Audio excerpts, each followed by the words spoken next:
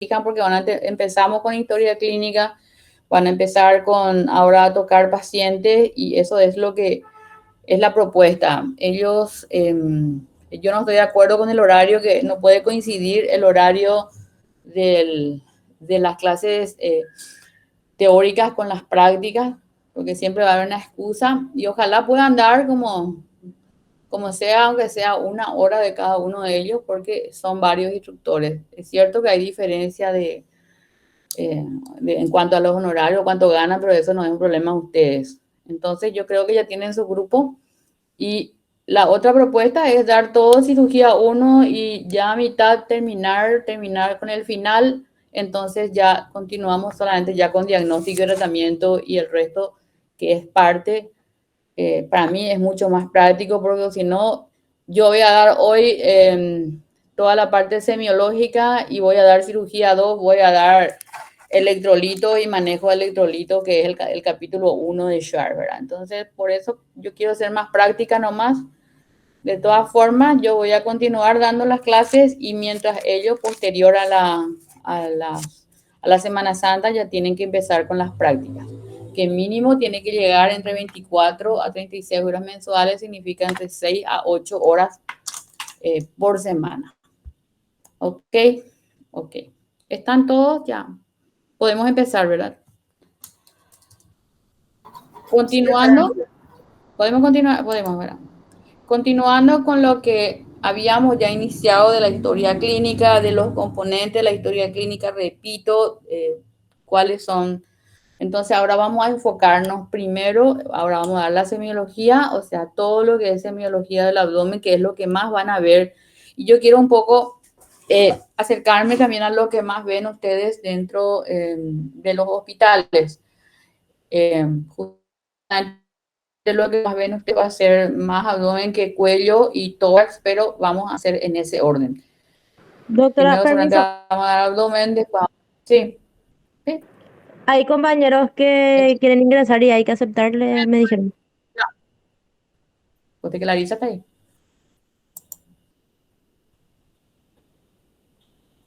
¿No? No, no está nadie.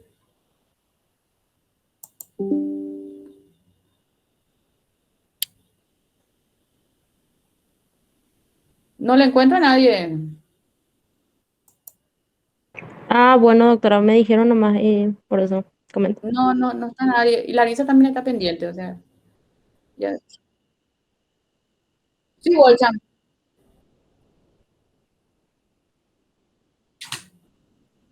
Todavía. Estoy esperando también finiquitar algunas cosas, tanto con la facultad como con los... Pero el programa es muy similar a lo que vos diste el año pasado, Delphi. Empezamos igualito, casi que lo que habíamos hecho el año pasado. Por eso. ¿Está bien? Doctora, una Sí, pregunta. En el Analí. caso de que se rinda a mitad de año, ¿cómo serían las parciales para promediar cirugía 1? Siempre hay 3 parciales en lo posible, para que tengan más posibilidades, ¿verdad? Siempre, Entonces sería para cirugía 1 3 exámenes. sí, Rendimos ponerle que a final de año y después, o sea, a la mitad de año y sí. después 3 exámenes para cirugía 2. Sí, así mismo fue el año pasado, solamente que ellos no quisieron rendir a mitad de año y llevaron las 2 al final y eso fue una confusión. Es cierto que cirugía 1 es mucho más fácil que cirugía 2, pero hay cosas fundamentales que no pueden dejar de saber y son correlativas como ustedes saben. Ustedes deciden, yo creo que es mejor que rindan a mitad de año. ¿Y cuántas clases sería de cirugía 1? Y ahora voy a ver la cantidad de libres, pero, o sea, voy a hacer el programa y te voy a pasar a Analia, así como hice el año pasado, porque tengo que ver hasta los feriados que hay dentro de eso. Entiendo, gracias, doctora. Ya tengo el calendario que hoy me pasaron, es cuestión de que yo vea todo otra vez de vuelta con todo el programa, pero para mí les conviene más terminar cirugía 1, después ya saben, y ya a fin de año terminamos, ustedes son pocos, y cirugía 2 que es diagnóstico y tratamiento más que nada. Y entre eso también tenemos que ver las presentaciones de casos que son parte de las tareas académicas que también van a sumar puntos. Todo es para que ustedes sumen puntos y no estén ahí arañando por un 2, sino tienen que intentar ir al 5, más que nada. ¿Estamos? Por eso es que quiero que sigan también, si tienen ustedes el libro más antiguo, si no es de Margarita, aunque sea el de Díaz Escobar, ustedes pueden ir siguiendo, incluso preguntando las dudas que uno tiene. Si leen es mejor. Bueno, si hablamos de un abdomen agudo, vamos a hablar de lo que le trae fundamentalmente y los casos que más nosotros vemos en cirugía general como motivo de consulta, y ahora vamos a enfocarnos a abdomen. Yo voy a repetir que cómo empezamos la semiología, que significa toda la historia clínica, el interrogatorio unido al examen físico, que nos va a llevar con esto, como les dije yo, con toda la suma de los signos, los síntomas, y vamos a encontrarnos con un examen físico en la que vemos los signos, vamos a tener una impresión diagnóstica, y ese diagnóstico, de acuerdo a lo que nosotros pudimos interrogar, a veces directa o indirectamente, y esto nos va a llevar a qué vamos a hacer, si el cuadro va a ser de tratamiento médico, expectar, esperar o directamente a cirugía. Si hablábamos en la clase anterior que el dolor es el motivo de consulta más frecuente en cirugía, pero más aún en abdomen agudo. Y después vamos a hablar de los tipos de abdómenes agudos que vamos a diferenciar, pero el paciente viene por dolor, y este dolor es lo que nos ocasiona un trastorno no solamente físico, sino si uno está con algo que le molesta tremendamente, entonces ni mental ni espiritualmente, entonces ya vamos a poder estar bien, y esto le lleva al paciente al hospital. En realidad hablamos de que el dolor es subjetivo. Él siente, hablamos también, repito, siempre de 0 al 10, la subjetividad, y su intensidad depende de la tolerancia del paciente, de lo que él tenga, más que nada, ¿verdad? Hay gente que tolera mucho, pero hay gente que no tolera absolutamente lo mínimo. ¿Qué es lo principal en cuanto al análisis de dolor? ¿Cómo van a analizar cómo se... Primero, esto tienen que anotar. Generalmente yo paso los PPT para que tengan también como una ayuda a memoria. Eso no quiere decir que no lean los libros. El inicio del dolor, cómo se inició el dolor, la progresión en el tiempo, si disminuyó o no, si fue en aumento, incremento, o sea, si empezó con una pequeña molestia y esto se fue hasta hacerse insoportable, que significa la intensidad. O si esa intensidad ya empezó de esa manera, de tal manera que esto nos va a hacer pensar, por ejemplo, en un dolor. Si es un dolor en epigastrio, vamos a pensar dolor intenso que no haría, sino que no progresa, ya vamos a pensar en una pancreatitis. El inicio, cómo va la progresión, la intensidad, la irradiación, que es muy importante, porque les voy a poner como ejemplo, si yo tengo un dolor en epigastrio que horas después irradia a fosa ilíaca derecha, voy a pensar que es una apendicitis aguda. Si tengo un dolor que inicia en fosa lumbar e irradia a genitales, voy a pensar en un cólico biliar. Si tengo un dolor que está en fosa ilíaca izquierda, voy a pensar más que tiene un problema diverticular. O si tiene un dolor a nivel de hipogastrio y es mujer, voy a irme a una patología más, ginecológica, más que nada. Y si es en varón, voy a tener que buscar otras causas. El tipo de dolor, que significa el carácter de dolor, si es un dolor que vamos a ver si es tipo puntada, si es tipo cólico, si es un dolor lacinante o es por crisis. Entonces vamos a ver después otra vez, esta parte vamos a darlo en cada uno de los tipos de abdómenes agudos. También las condiciones que lo agravan. Por ejemplo, si yo me coloco en una posición lleno pectoral o tengo una posición en la que me duele menos o me alivia ese dolor, o si al caminar, por ejemplo, como en la apendicitis aguda, ya no puedo mover bien las piernas, entonces tengo que poner todo eso. O sea, en mi historia clínica tengo que ubicar bien dolor, el inicio del dolor, se inició horas antes del ingreso al centro hospitalario, donde sea, o si viene 24 horas después, cómo y qué pasó en estas 24 horas, cuál fue, qué tomó para que disminuya, si tomó algún medicamento o no. De acuerdo, como yo les dije, el abdomen tiene una división. A mí no me gusta mucho que me digan dolor abdominal porque el abdomen está dividido, al menos quirúrgica y topográficamente, en 9 cuadrantes. Incluso para hacer pedidos de ecografía, ahora yo lo dividen en abdomen superior y abdomen inferior, como ven ustedes en el primer dibujo.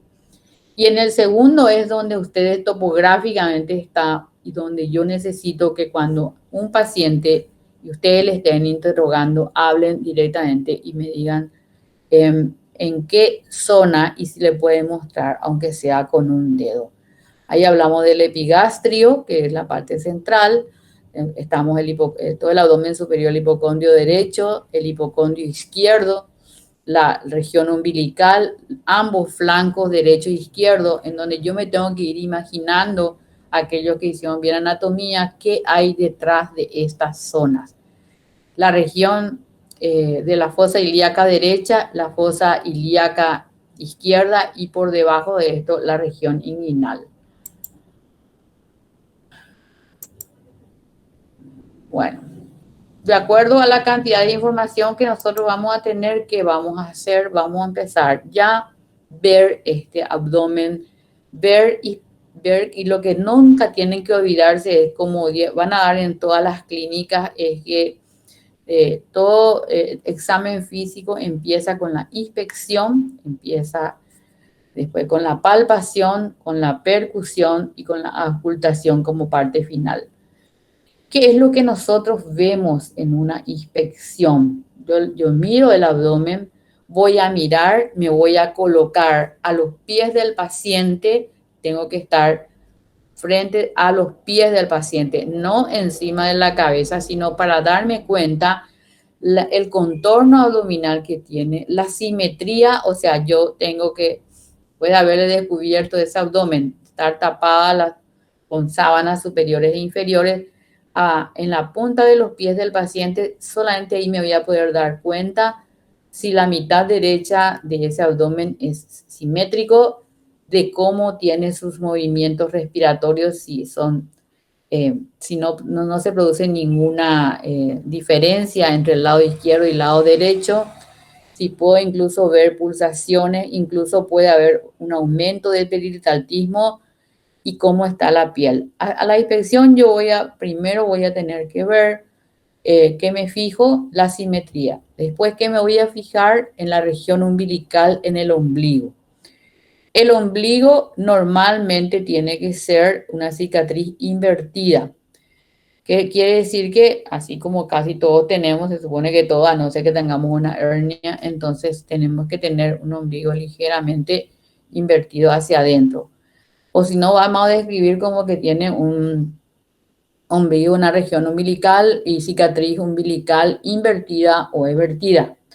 Me tengo que fijar en la coloración que tiene esa piel y si está pálida, si está normal, ¿no? Que puede estar incluso en pacientes con ictericia, estar coloreada, o sea, tener una coloración, estar realmente, ver ya la ictericia simplemente ahí. Si hay circulación colateral, vamos a ver si la piel no tiene ninguna lesión.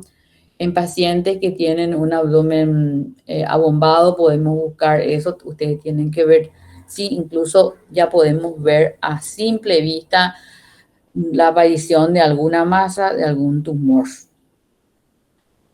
Eh,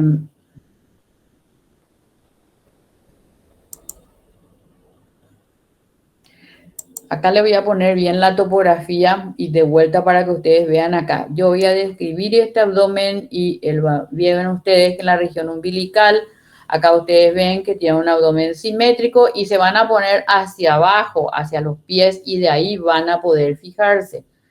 Acá veo que tiene un ombligo, una cicatriz umbilical invertida, tiene una distribución pilosa de acuerdo a la edad y al sexo, a pesar de que ahora todo el mundo ya se depila ya, esto parece que va a pasar a segundo plano. Después tengo que ver ahí si tiene alguna cicatriz, eventualmente, si tiene o no algún latido, o sea, se puede ver la respiración diferente en algunos casos cuando uno es muy delgado, o eventualmente puedo ver una tumoración que puede ser de la pared, o sea, de la misma de la piel, o puede estar por dentro. Muchas veces, por eso es que vemos, incluso tenemos que fijarnos bien. Yo voy a fijarme en cada lugar y voy a relacionar qué es lo que me puede doler a ese nivel.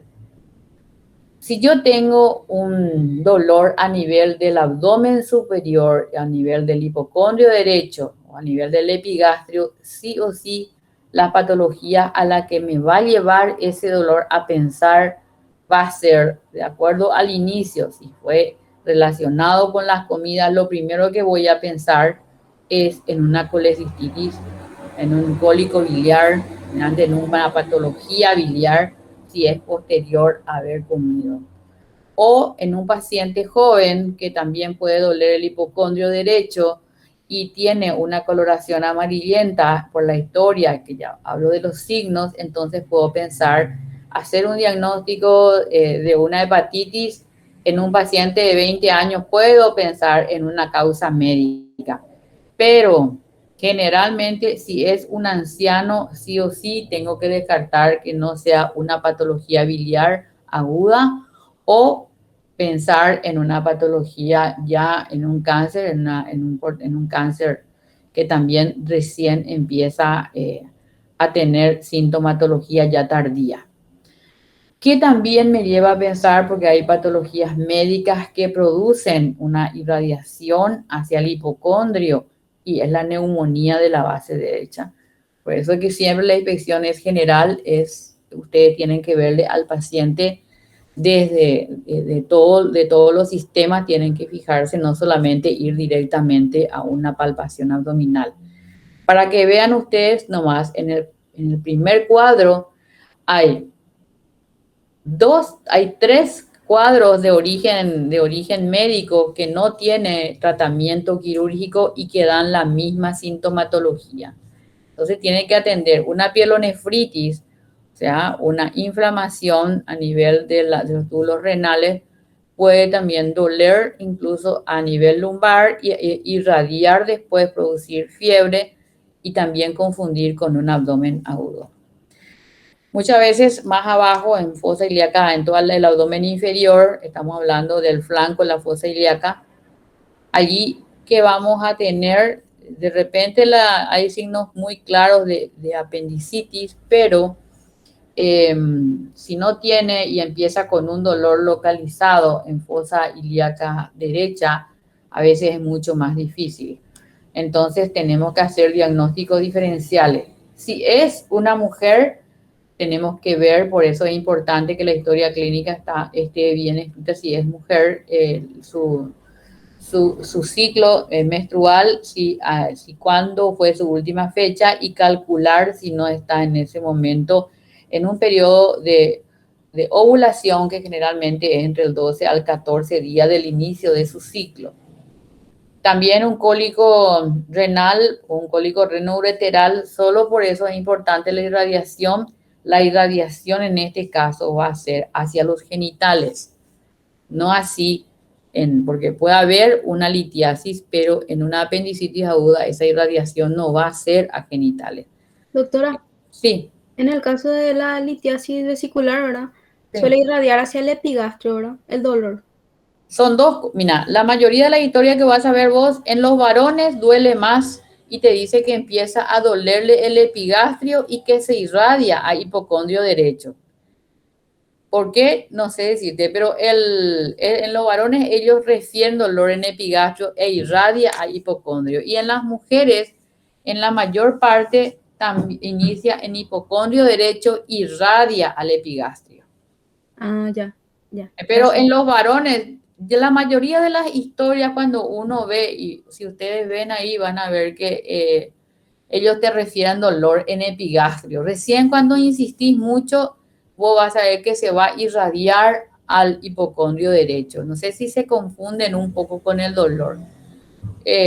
Pero los libros te dicen, y yo creo que nosotros hicimos estudios en el que el dolor en epigastrio duele más en los varones, pero oncólico, y en las mujeres directamente en hipocondrio derecho. Si yo tengo ese dolor en epigastrio intenso que irradia ambos hipocondrios, es clásicamente una pancreatitis aguda, ¿verdad? Ah, Y lo entiendo. mismo, si inicia en epigastrio e irradia en fosa ilíaca derecha, ¿qué voy a pensar? En apendicitis, Apendicitis. en apendicitis. Y eso vamos a dar específicamente cómo se llama eso después, ¿verdad? ¿Qué pasa en niños también? Porque también hay otras cosas que tenemos que ver, por ejemplo, que yo tengo un dolor solamente, no tiene y no cumple con el signo o sea, de haber empezado en epigastrio e irradiarse a fosa ilíaca y solo duele la fosa ilíaca, tengo que revisarle también y tiene fiebre, entonces, ¿qué tengo que ver? Otras patologías médicas que producen eso, es la adenitis mesentérica, que es una inflamación de los ganglios a nivel de la fosa ilíaca derecha. Entonces, ahí muchas veces el diagnóstico ya es quirúrgico, pero al final, si yo me encuentro con un apéndice blanco y no le revisé la garganta, voy a terminar tratándole la garganta y al mismo tiempo yo le agregué otra patología que es que le saqué el apéndice. Entonces, acá hablamos de un cuadro que muchas veces pasa en niños. También hay una cuestión de que te van directamente, que también puede haber una hernia estrangulada en las mujeres, la hernia crural que está por debajo de la arcada. Casi nunca le quieren descubrir toda esa parte, entonces el examen físico no es lo correcto. Hay que revisarle hasta en la zona femoral. Incluso cuando tenemos un abdomen agudo tenemos que ver en pacientes ancianos, a veces que han iniciado o en jóvenes que empezaban con una neumonía y después repentinamente no pueden caminar y les duele la fosa ilíaca derecha, tenemos que pensar ya, o fue una apendicitis del anciano que inicia muy lentamente, es diferente, vamos a ir dando eso, es diferente el síntoma en un anciano, en un niño y en un adulto. Y ahí directamente ya se produce un absceso del psoas y esto va a hacer que dé un signo muy importante que el paciente empieza a no poder ya su pierna a extender. Del otro lado, si es que yo pienso, tienen que imaginarse qué tengo yo en el hipocondrio izquierdo. Primero, imagínense por anatomía, por detrás de lo que ven ahí está el vaso. Si yo tuve un traumatismo, por más que haya sido 15 días antes, un día he visto una patada de caballo que él ya no se acordó, pero puede haber una ruptura posterior de ese vaso. Yo me tengo que imaginar qué hay detrás de cada lugar. No quiero que me aprendan de memoria, sino quiero que vean un poquitito anatómicamente qué hay detrás. Y ahí yo ya me voy a imaginar qué es. Solamente, pues ahí está el vaso. Si no es el vaso, está el estómago, está una parte del duodeno y ahí yo puedo tener también, si tengo un dolor inespecífico, un dolor leve, una molestia, puedo estar pensando en una gastritis y si tengo un dolor agudo ya con otros signos que vamos a ver, entonces vamos a pensar hasta en una úlcera gástrica que tiene un dolor diferente, es ritmado, es periódico, es antes, después de comer o antes de comer, según sea, ¿verdad? También tenemos que no pensar, no dejar de pensar que una neumonía de ese lado también puede producir dolor en esa zona. Y en la zona periumbilical, ahí que es realmente donde la mayoría inicia, entonces empezamos a pensar, primero que en la región periumbilical la molestia que inicia siempre es en una apendicitis, que inicia con molestias, que el paciente cree que algo le hizo mal, que le cayó mal la comida, se automedica, eso nos puede llevar a que no podamos hacer un diagnóstico temprano, pero ese dolor que después ya se localiza nos va a llevar después a un diagnóstico de apendicitis, pero nosotros tenemos que hacer el diagnóstico en forma temprana y ese dolor umbilical que se acompaña a algún otro tipo de molestia, de sensación febril, entonces tenemos que pensar en apendicitis aguda temprano. En un anciano o en un paciente que es demasiado hipertenso, tenemos que pensar en un aneurisma de aorta que está empezando a doler, pero el tipo de dolor allí es muy intenso, tenebrante, realmente muy parecido a la pancreatitis aguda. Son los dolores lo más intolerables que hay y los de intensidad superior a cualquier otra. También podemos pensar en una diverticulitis, pero la irradiación es la que nos va a llevar a ver hacia qué podemos imaginarnos que es. Como les dije, ustedes van a hacer la historia, van a hacer, ver los signos, los síntomas y van a tener probablemente van a hacer la construcción de un síndrome que es la unión de los signos y los síntomas. Por ejemplo, si me duele el hipocondrio derecho, voy a poner en epigastrio, es síndrome doloroso en epigastrio. Y ahí después, el síndrome etiológico probable, entonces ponen ustedes, si piensan que es una colecistitis crónica, si es un cólico biliar, si es una colecistitis aguda.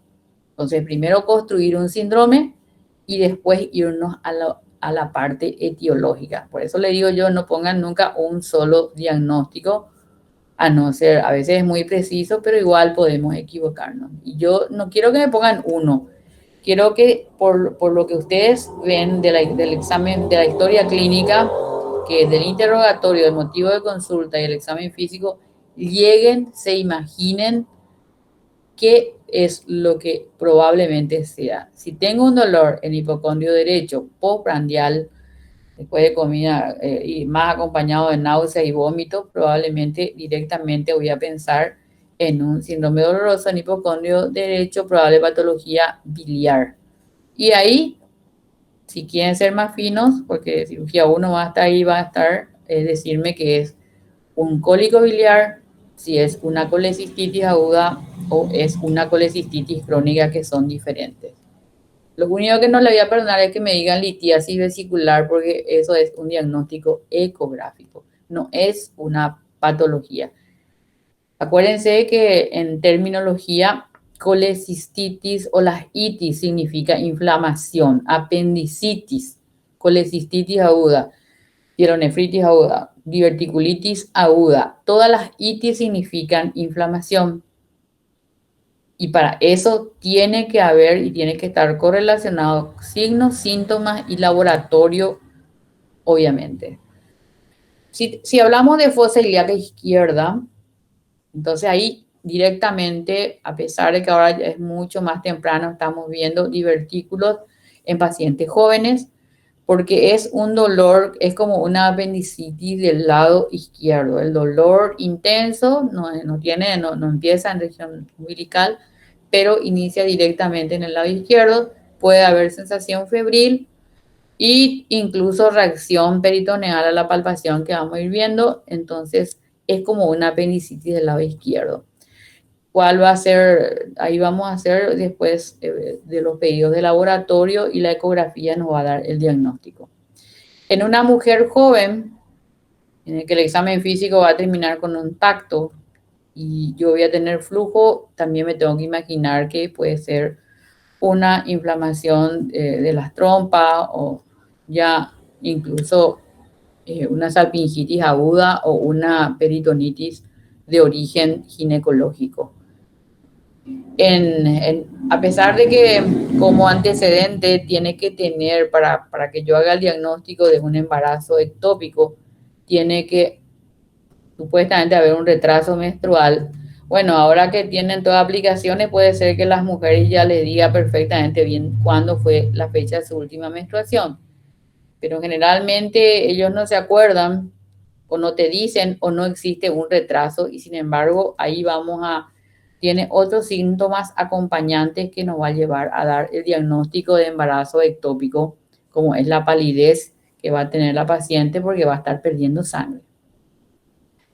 Y el cólico renal, cualquiera de los lados, que yo creo que es también uno de los motivos de consulta más frecuentes. Hay dos tipos de cólicos muy frecuentes, el cólico biliar y el cólico renal, sea derecha o sea izquierda. Y el dolor, sin embargo, inicia en fosa lumbar y va a irradiar hacia hacia las fosas ilíacas, ¿verdad? Incluso hasta genitales. Ahí es donde yo tengo que hacer y voy a tener a la palpación una puño-percusión positiva de la región lumbar. Entonces, no me tengo que olvidar de que el cólico puede aparecer en cualquier momento. ¿Qué es lo que me estaba diciendo? ¿Qué es lo que hay en el hipocondrio derecho? Que puede ser la colecistitis crónica calculosa, porque lo que nosotros queremos ver, porque le vamos a pedir, viene por dolor en hipocondrio derecho, tipo cólico intenso, a veces con síntomas acompañantes como náuseas o vómitos y a veces solamente por dolor, pero tenemos que pensar primeramente en este país, yo creo que no vamos, que todo el mundo es portador de litiasis, de piedras en la vesícula, que es la litiasis, entonces podemos pensar. Últimamente también estamos viendo abscesos hepáticos, pero ustedes no van a poder hacer diagnóstico a no ser ya ecográfico. La sintomatología es igual, es dolor intenso en hipocondrio derecho más fiebre, todos ellos. Hasta ahí podemos tener de repente una neumonía de base derecha, o le voy a decir lo más común, o una apendicitis retrocecal o subhepática. Entonces, el apéndice tiene varias formas, o sea, tiene varias situaciones donde se colocan, puede irse incluso debajo del hígado, puede estar en posición pélvica, en posición retrocecal, y esto da diferente irradiación. Repito nomás lo que están viendo ustedes, que es lo que da el hipocondrio izquierdo. A mí cuando alguien me dice que me duele el hipocondrio izquierdo, mira, yo casi no voy a pensar en nada. Mira, a ti que me estás jodiendo. Porque a no ser que yo le palpe que tenga un hígado grande, él me está y si no, más todavía. Un infarto, por ejemplo, no va a ser, ya va a ser un paciente ya complicado. Una ruptura esplénica tiene que tener como antecedente el trauma. Un aneurisma muy raro. La pancreatitis, la irradiación es de epigastrio y irradia a hipocondrio izquierdo, pero no inicia en hipocondrio izquierdo. Y en el flanco, repito, las pielonefritis, los abscesos renales, que no sé por qué son tan comunes, y muchas veces la litiasis urinaria es la que produce, o sea, muchas veces uno se conoce portador, pero puede doler. Muy raro es también, más que nada. Y acá, solamente para repetir otra vez qué es lo que puede hacer. Incluso podemos tener, repito, la fase inicial de una. Acá la fosa ilíaca derecha, que ustedes no se tienen que olvidar nunca. Y acá también, para más está, ustedes tienen un capítulo que yo creo que está dentro del programa de diverticulitis de Merkel, que casi es 0,1%, yo casi nunca vimos, pero que también está dentro de lo que ustedes tienen que leer. Más que nada, esa ovulación dolorosa que yo les dije en las mujeres, que como se produce un folículo se rompe y esto produce un pequeño sangrado, es lo que hace que este síndrome se produzca y entonces haya una ovulación dolorosa por una pequeña cantidad de sangre que va a la cavidad y esto ya produce inflamación.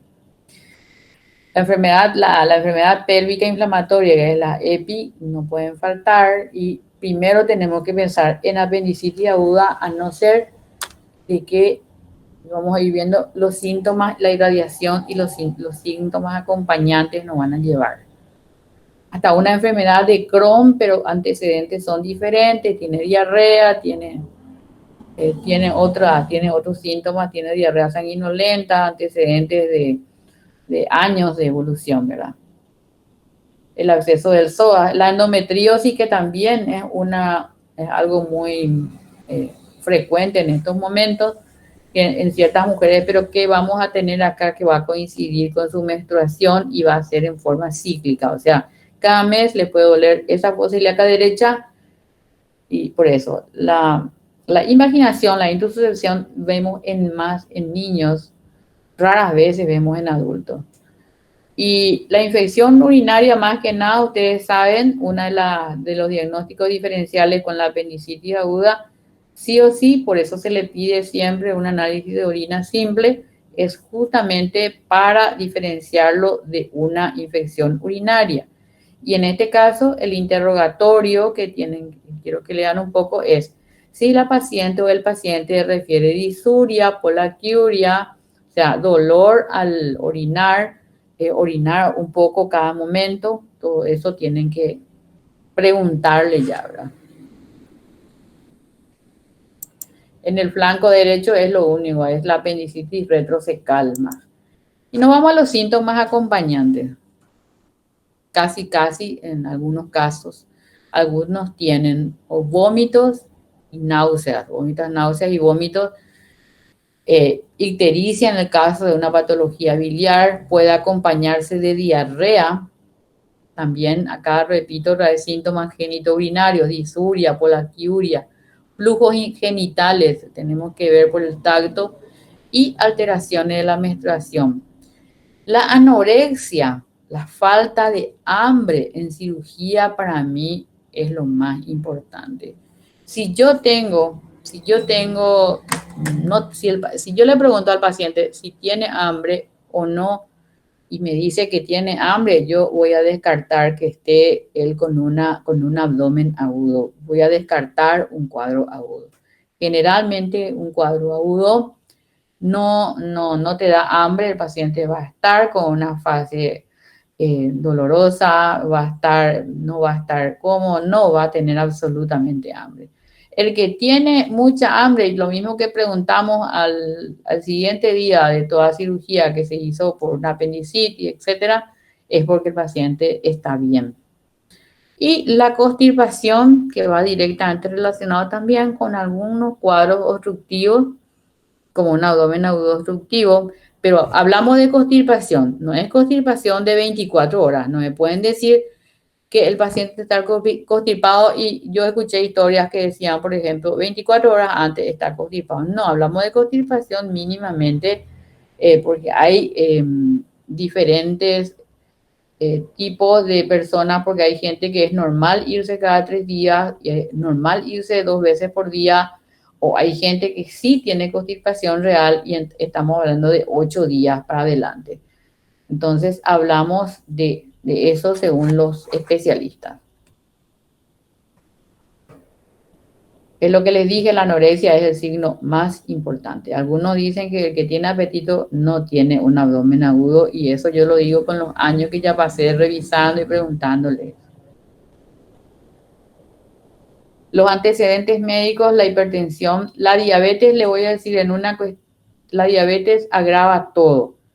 En un paciente diabético, la apendicitis se vuelve gangrenosa, la colecistitis aguda se va a volver gangrenosa si no hacemos rápidamente un diagnóstico en menos del tiempo en el que un paciente no diabético esto ya se va a convertir en un abdomen agudo quirúrgico y más complicado.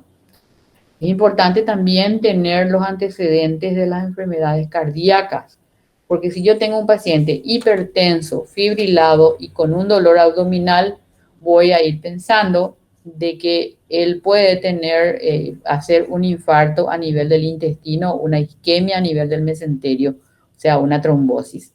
Entonces, por eso es importante. Lo mismo que las enfermedades autoinmunes, entonces que también pueden producir una isquemia. La edad, por supuesto, añadido a la hipertensión, paciente anciano, hipertenso crónico con dolor intenso abdominal o lo mismo con tanto en epigastrio como en región periumbilical, incluso en todo el abdomen, nos va a llevar a un aneurisma o a un infarto mesentérico. Es lo primero que tenemos que pensar. ¿Cuáles son los antecedentes que tenemos que tener en cuenta? ¿Qué cirugías tuvo previamente, laparotomías previas? Porque si yo tengo que ver un paciente que viene por un dolor por crisis, o sea, el dolor por crisis es un dolor que inicia, pasa, inicia, vamos, es los tipos de dolor, eh, tiene que ceder completamente y yo veo que este abdomen tiene antecedentes, tiene cicatrices, voy a pensar que tiene bridas. Es la primera causa generalmente en una obstrucción intestinal, son las bridas. Y en algunos casos también, repito nomás, intoxicaciones alimenticias, pero casi nunca vamos a poder hacer este diagnóstico. No hay en ningún hospital, a no ser, no sé, intoxicaciones alimenticias, sí, pero va a ser una gastroenteritis aguda, que es lo que podemos ver, ¿verdad? Bueno, entonces, ¿cómo definimos un abdomen agudo? Es un dolor abdominal de evolución corta, estaba hablando de 48 horas máximo, que requiere una decisión rápida, ¿ya? Eso significa cirugía rápida para que no disminuyamos la morbimortalidad. Yo creo que ahora en la terapia intensiva podemos disminuir esta morbilidad o esta mortalidad que es peor, ¿verdad? Antes la mortalidad era muy alta, ahora con una atención compleja, pero como siempre discuto tanto con los cirujanos y con los terapistas, si nosotros no eliminamos la causa de este abdomen agudo, ningún antibiótico y ningún tratamiento médico ni ningún respirador le va a poder curar. Nosotros tenemos que sí o sí encontrar la causa, si es una apendicitis aguda, hacer y en todo caso, dependiendo de la complicación, entonces el tratamiento médico que, que va a llevar a esto es mucho más complicado. Por eso tenemos que hacer lo más rápido posible. Entonces, dolor que requiere una decisión rápida y eso significa cirugía. ¿Cuál es la clasificación? Y uno es falso cuando está fuera del abdomen y este es el abdomen agudo médico. Y hablamos ahí de las neumonías, tanto derecha, izquierda, hablamos de las pielonefritis, vamos a hablar de otras causas que están fuera como vimos nosotros y que confunden también como el caso de un abdomen agudo ginecológico, por ejemplo, y el que está localizado en el abdomen en sí es el verdadero y por eso les di todo ese cuadro. Acuérdense que el abdomen también está separado en otra, anatómicamente, por una membrana que es el peritoneo y vamos a tener el retroperitoneo. Y acá en este retroperitoneo también nos puede llegar a producir unas complicaciones porque los riñones están en el retroperitoneo. Hay una parte del páncreas que también lo está, pero ya va a ser como complicación. Doctora, Sí,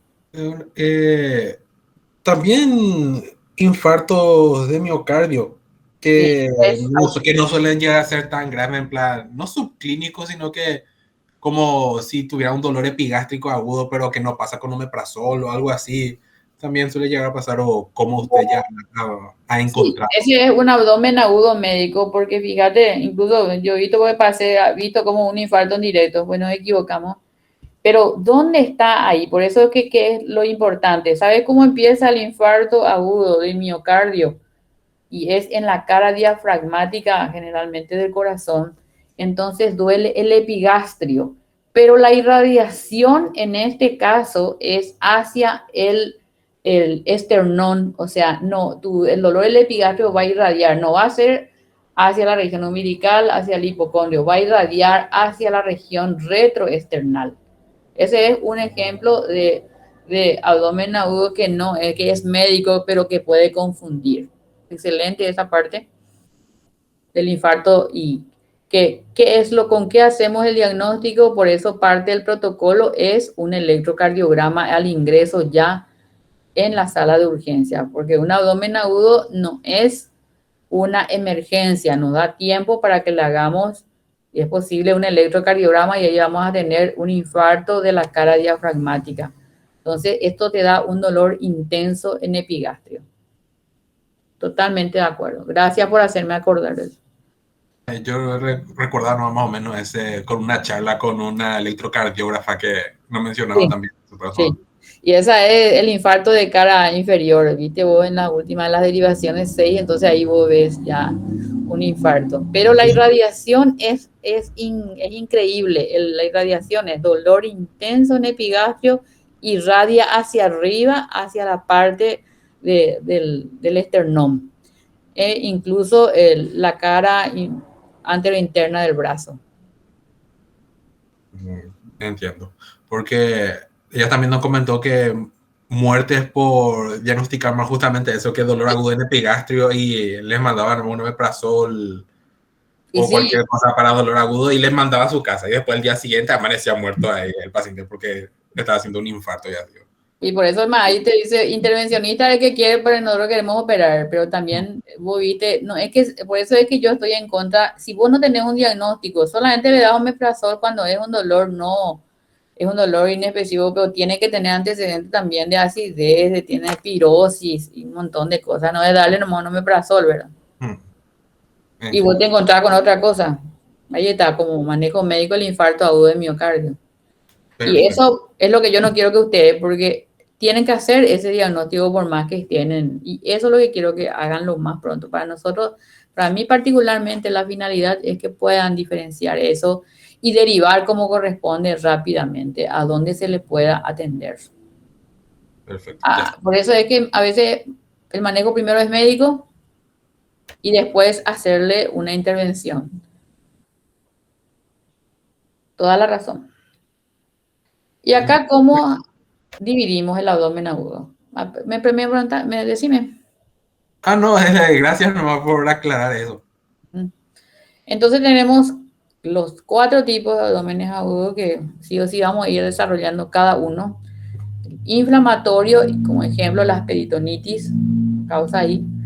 El abdomen agudo obstructivo, estamos hablando ya de la obstrucción intestinal. El isquémico, en el que lo más claro es el infarto mesentérico. Y el hemorrágico, en este caso, lo único que tenemos, porque aneurisma roto vamos a dar en otra circunstancia, vamos a dar en la parte vascular y probablemente ya en cirugía 2. El hemorrágico, solamente como ejemplo, tenemos el embarazo ectópico roto. Esto vamos a ir desarrollando entonces en cuáles son los inflamatorios, cuáles son los signos, los síntomas específicos de cada uno de ellos.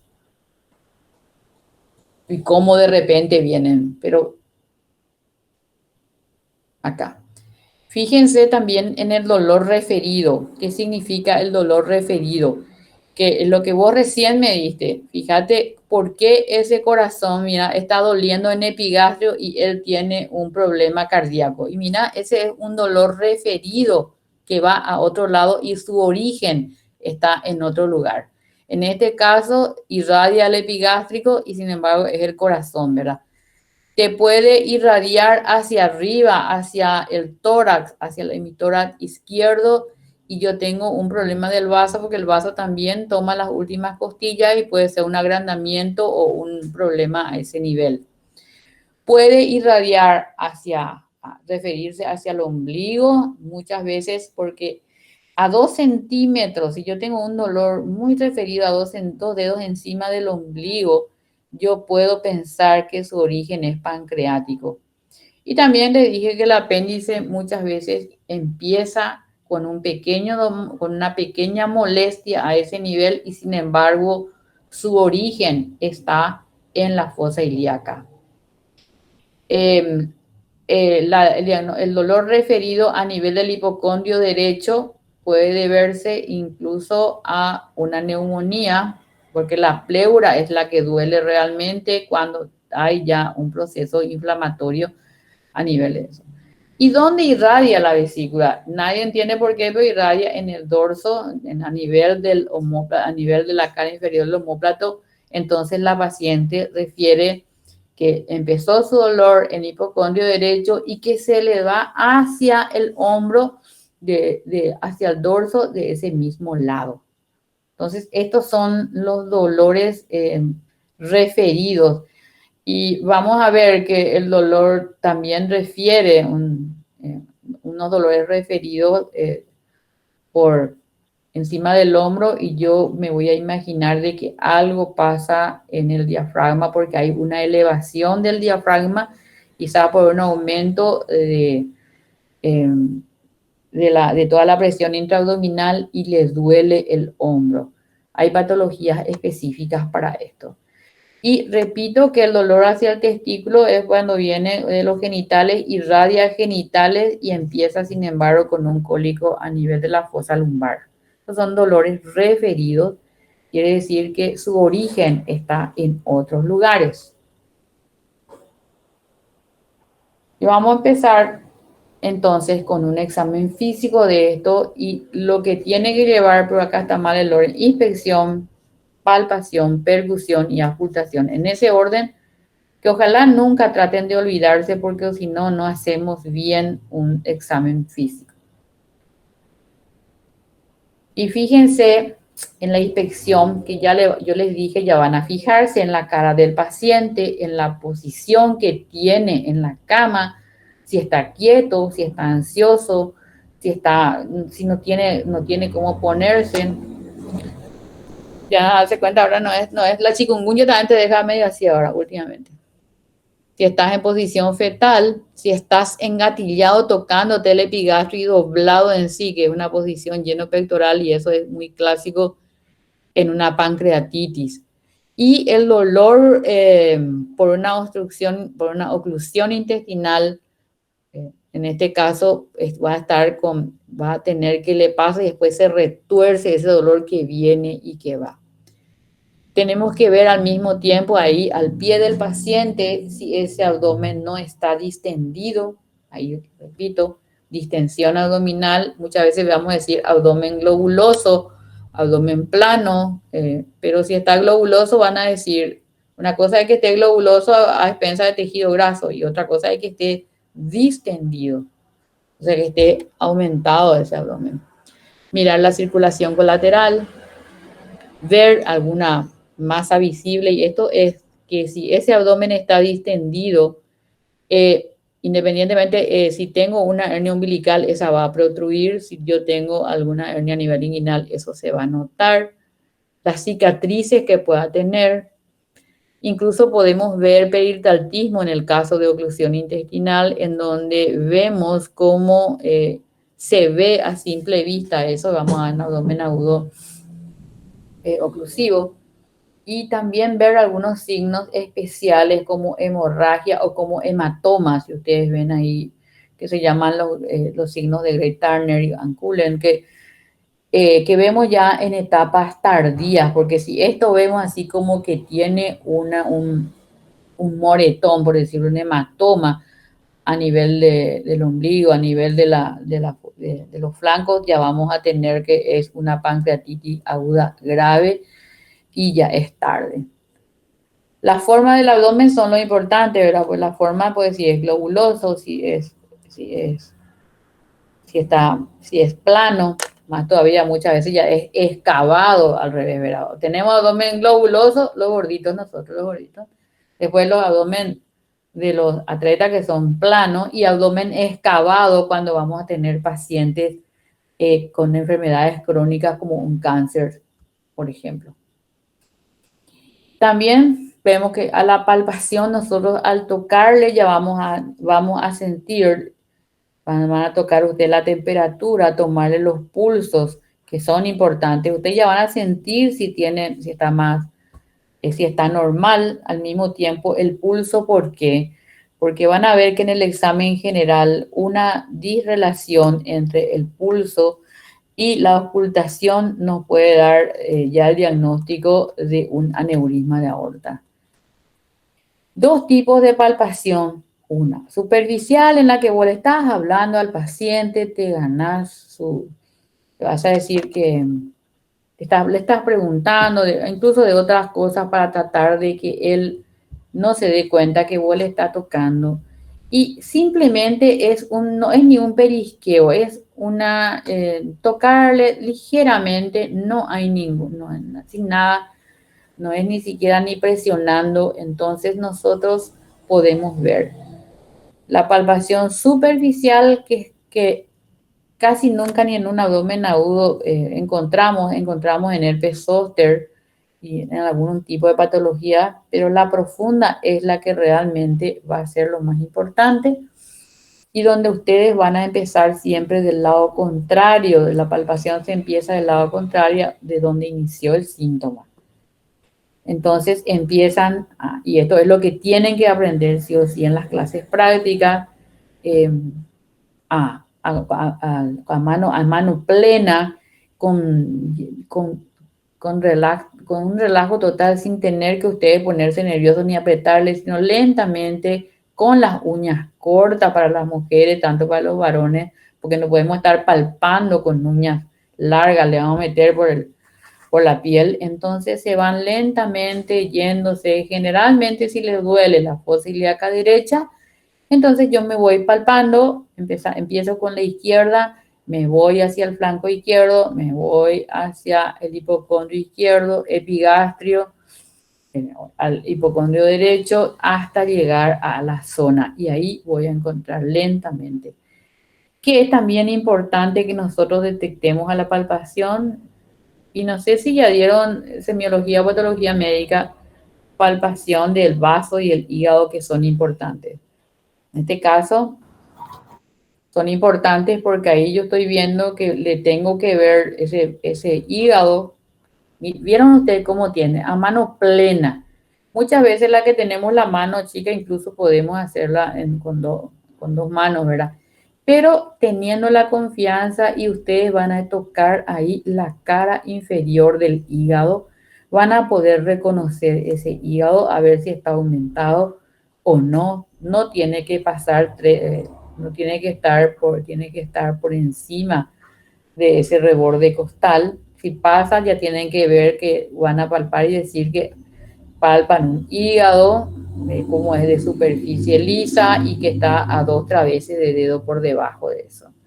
En algunas patologías incluso van a poder palpar la vesícula, que va a estar en la parte intermedia. Sí, En ese caso, la maniobra sería la de Yódice, creo que dice acá en el libro. sí, sí, Ese es, ¿verdad? sí, así mismo. Pero lo que yo necesito es que hagan esto con los pacientes. Y eso nomás es lo que yo le pido también a los instructores, pues yo no es que ustedes lean y me digan de memoria, porque esto en la vida real es que ustedes lentamente le toquen, ya se imaginan que debajo de esa mano está el hígado primero. En algunos casos y en algunas patologías también puedo palpar la vesícula, y ya en situaciones especiales. ¿Qué está mal en este paciente? ¿Cómo tienen que estar los brazos para poder hacer esto?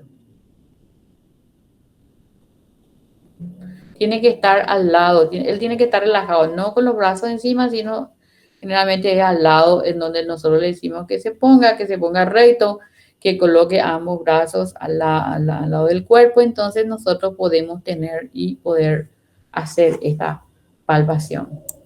Y al revés, tu maniobra para el vaso, ¿verdad? Yo lo que necesito es que ustedes aprendan a saber diferenciar, no tanto con insistir cómo y algunos signos que sí van a tener que aprender, ¿verdad? Pero más que nada necesito que hagan esto en las clases prácticas y empiecen a diferenciar. Yo a nivel del hipocondrio y si palpo vaso, yo creo que le voy a derivar al clínico, ¿verdad? Generalmente son en patologías tipo leucemia o algunas patologías que al final se va a ir, ¿verdad? ¿A dónde nos vamos? A la percusión. Normalmente, qué es lo que nosotros tenemos que hacer, porque también palpamos y después tenemos que percutir. Donde hay matidez, no es que es todo normal. Hay matidez en donde sí o sí va a haber matidez, va a haber normalmente el hígado y el vaso van a ser zonas que tienen que ser mate y el resto tiene que tener una sonoridad normal. Cuando yo encuentro una colección, por ejemplo, o una masa, quiere decir que esa sonoridad normal que tengo a nivel de toda la región periumbilical, umbilical, epigastrio, que es sonoro, que tiene que tener.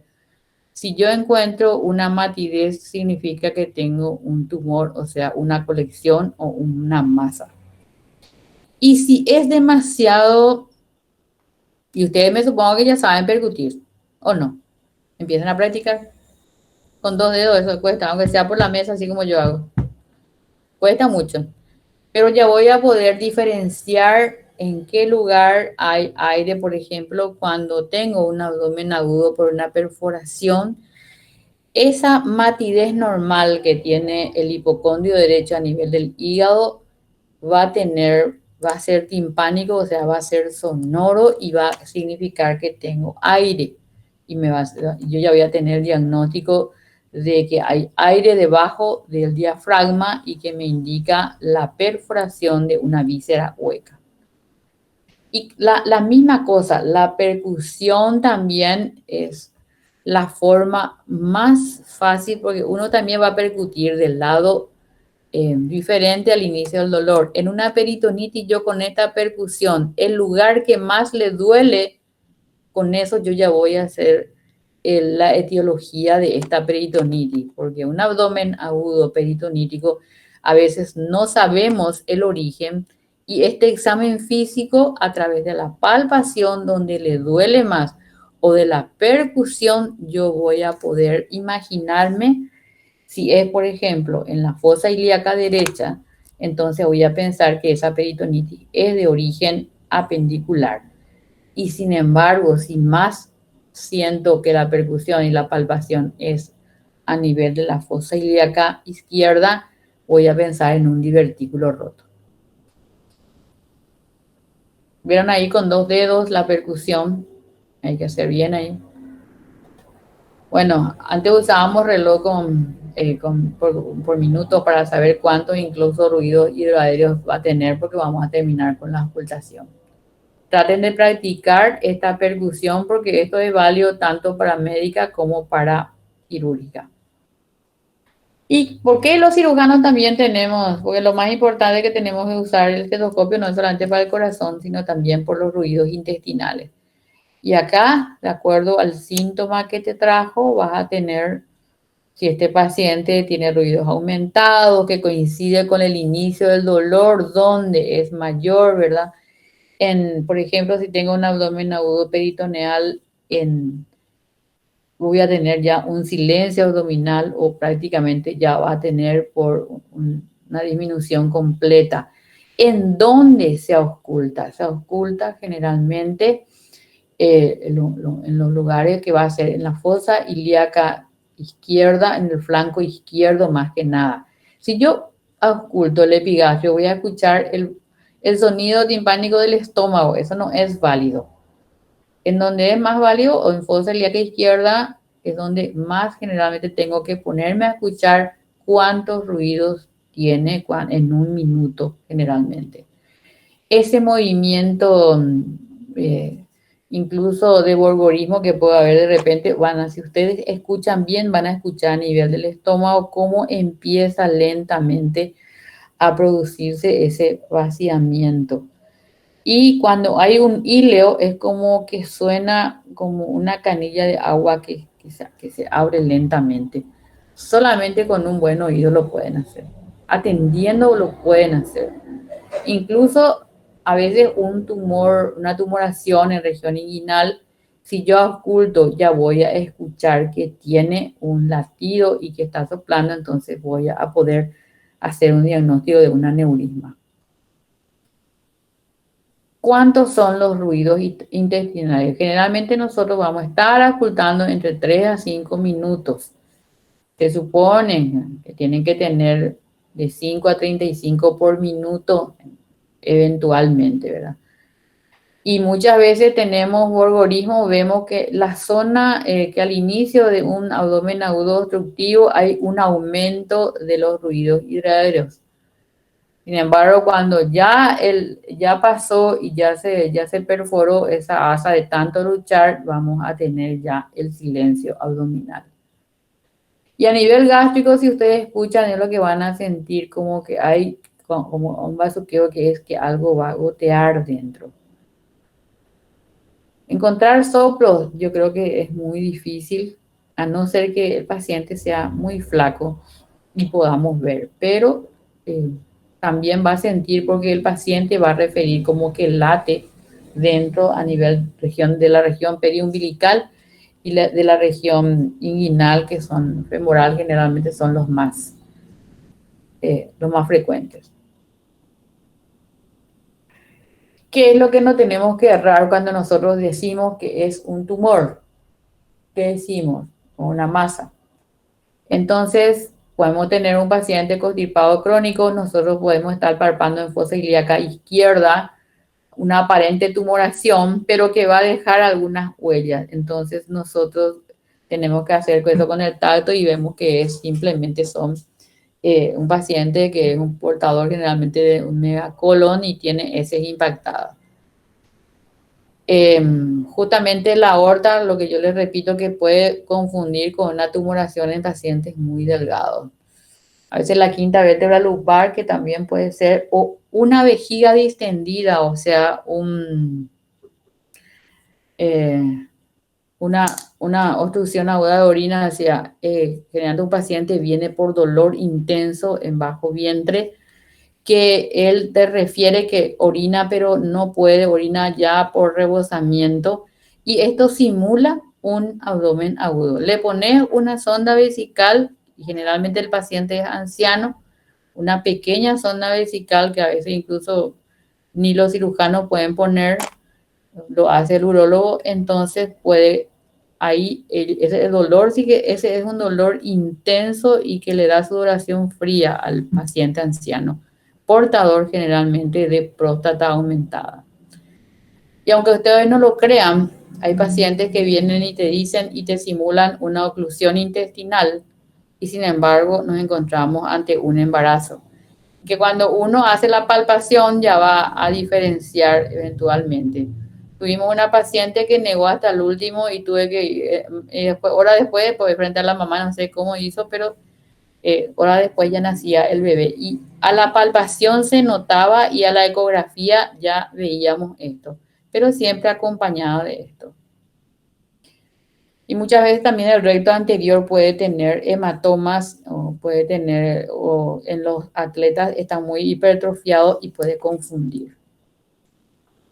Bueno, no le voy a hablar de los signos ahora, pero vamos a irnos después porque vamos a ver probablemente con cada una de las patologías el signo de Bloomberg, que es donde se comprime profundamente el abdomen, y más que nada, al retirar, es a la descompresión brusca, es donde se despierta el dolor, no a la compresión. Es el signo del rebote, es el signo patognomónico en fosa ilíaca derecha de una apendicitis aguda. Signo de Bloomberg significa el dolor a la descompresión, o signo del rebote a la descompresión en la fosa ilíaca derecha. En otro lugar, si yo tengo este signo, se llama signo de Jennou de Mussy, que voy a tener en cualquier parte del abdomen. Pero en este caso, en fosa ilíaca derecha es patognomónico de una apendicitis aguda. El signo de McBurney, y otra vez me voy a apendicitis, está ubicado en la unión de los 2 tercios proximales y la distal. Fíjense, de una línea imaginaria que va del ombligo a la espina ilíaca anterosuperior y el tercio externo. Entonces ustedes tienen un dolor exclusivo ahí, entonces le presionás, le elevás el miembro de ese, y ahí es una maniobra de Hauptmann, pero específicamente nos da que es una apendicitis aguda. Ese es el signo de Matt Burney, que también vamos a ver en cirugía 2 o van a dar en técnica, que ahí va a ser después el lugar donde se va a hacer la incisión para la cirugía. El signo de Rosen es lo contrario, mira, dolor en fosa ilíaca derecha, pero la compresión se hace, fíjense, uno comprime la fosa ilíaca izquierda, comprime, no vayan a confundir esto. Yo comprimo la fosa ilíaca izquierda, ¿qué hago? Se transmite gases y va a hacer doler la fosa ilíaca derecha. También es un signo característico de la apendicitis aguda. Dolor a la compresión por transmisión de gases hacia la fosa ilíaca derecha. El signo de Murphy, ahí vamos a palpar el hipocondrio derecho y es la línea medio clavicular que une con la 11ª costilla y ahí le hacen inspirar profundamente al paciente y ahí es donde tienen que el paciente al bajar la respiración, al detener, ahí le va a producir dolor cuando vuelve a respirar. Ahora hay otra temática porque hablamos de signo de Murphy, hablan incluso de un signo de Murphy ecográfico, que el dolor con el transductor de la ecografía nomás en una colecistitis aguda ya le produce dolor. Y esto que pasa es acá lo que puse en amarillo, que si duele allí nos está indicando que es portador de una colecistitis aguda, o sea, de una inflamación vesicular. Bueno, no quiero yo que aprendan muchos, no quiero que aprendan muchos signos, pero el signo del psoas es muy importante y este signo del psoas es cuando nosotros vamos al elevar el miembro inferior, ¿verdad? Al tratar, vamos a encontrar una resistencia de esta pierna para tratar de movilizarle hacia atrás, ¿verdad? El dolor al elevar. ¿Qué le va a doler? Le va a doler la pelvis o la fosa ilíaca y también esto pasa cuando tengo uno de los signos de la apendicitis aguda ya retrocecal, que hace una irritación del músculo psoas y ya hablamos de una complicación. Lo mismo que este signo que vamos a tratar de rotar la cadera, o sea, de llevar la pierna hacia la parte del centro, vamos a rotar y va a producir dolor con este músculo y es el signo del obturador. Generalmente en una apendicitis pelviana, en una apendicitis ginecológica. Vean ustedes, el dolor rota, da la vuelta del pie interna, ¿verdad? Una rotación interna pasiva. Uno tiene que levantar y tratar de dar y rotar ese miembro.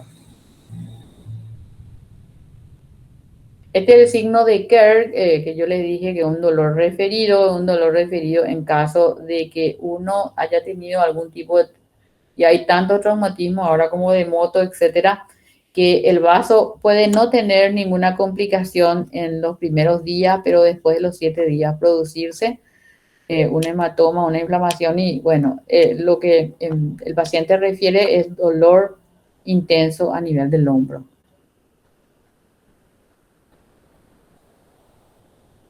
Es por ruptura del vaso, vieron, un dolor referido.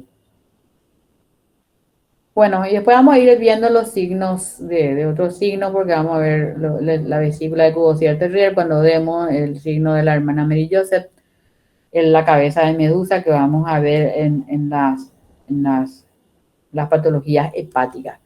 Y no olvidar que un examen físico, a pesar de que cada vez más se hace más ecografía que nada, pero sí o sí hasta ahora, al menos en todos los hospitales, seguimos haciendo el tacto rectal y vaginal. Ahí es donde nosotros podemos hacer el diagnóstico, incluso lo que te refiere el paciente, si aquí hablamos de que él refiere pérdida roja o dolor en epigastrio, y si yo hago al tacto tengo que describir la materia fecal, la consistencia y el color. Si tiene un dolor en epigastrio y yo retiro por el guante ese de color negruzca, entonces ya voy a hacer el diagnóstico de que él está con una hemorragia digestiva alta. Y el tacto vaginal, por supuesto, es también, ¿verdad? Se hace en mujeres sí, acompañados siempre con alguien, nunca solos. Entonces podemos ya hacer los diagnósticos porque si viene flujo en gran cantidad, tenemos que movilizar el cuello, y eso a través de ginecología.